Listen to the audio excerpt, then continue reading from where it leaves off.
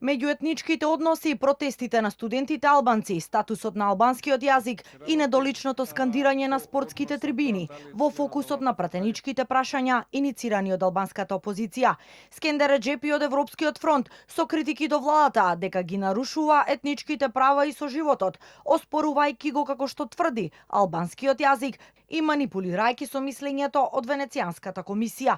На прашањето од пратеникот Реджепи дали премиерот е подготвен да направи уставни измени за албанскиот јазик да не се поистоветува со 20%, Мицкоски со одговор: "Поддржувам да не се гледаме низ призмата на проценти. За скоро ќе имате можност да го гласате законот за правична застапеност, каде не се важни процентите, туку квалитетот. Според него, секој има право на својот мајчин јазик, но нема право да создава етнички конфликт таму каде што не постои." Владата манипулира со Венецијанската комисија без ниту еден прекин, значи бидејќи со помош на ова комисија ги оправдува сите кршења кои му се прават на етничките, уставните и законските права на албанците. Патриоти од AliExpress кога сте во опозиција, а кога сте во влада, промовирате зелени екоагенди.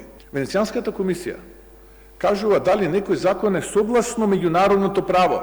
И второ, во тој ист Европски суд за човекови права лежат, фаќаат прашина 14 пресуди за нашето македонско братство, македонска заедница во Бугарија, која што Бугарија не ги применува.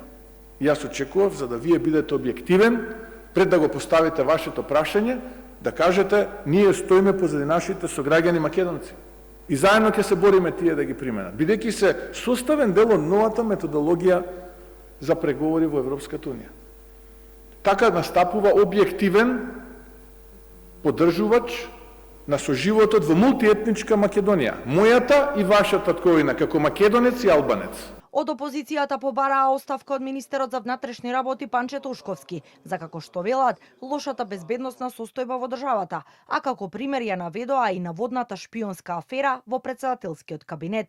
Според Тошковски пак, критиките од СДСМ се неосновани, а статистиките покажуваат најдобри резултати во работењето на МВР во последните 20 години. Македонија се соочува со тежок безбедносен скандал од кога сме земја членика на НАТО. Она што е најскандалозно е дека обвинителството со месеци барало обезбедување на докази, електронски податоци и снимки и видеонадзор од Министерството за внатрешни работи.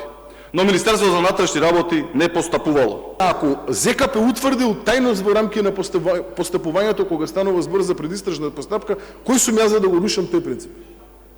Кој сте вие да го рушите тој принцип? А кој е па јавен обвинител да го нарушува тој принцип? А кога ќе дојде време во јавноста да се споделат информациите кои што се од интерес за јавноста, тоаш ќе видиме кој ќе се чеша на крајот на денот. Состојбата во правосудството и испораката на правда беа дел од седницата за пратенички прашања, како и новото задолжување од 260 милиони евра. Според пратениците на СДСМ, задолжувањето се носи во нетранспарентна постапка, без присуство на министерката за финансии, додека како што велат, јавниот долг на државата расте. Од власта уверуваат дека тоа е за враќање на стари долгови од претходната влада, како и за капитални инвестиции и развојни проекти за подобрување на економската состојба.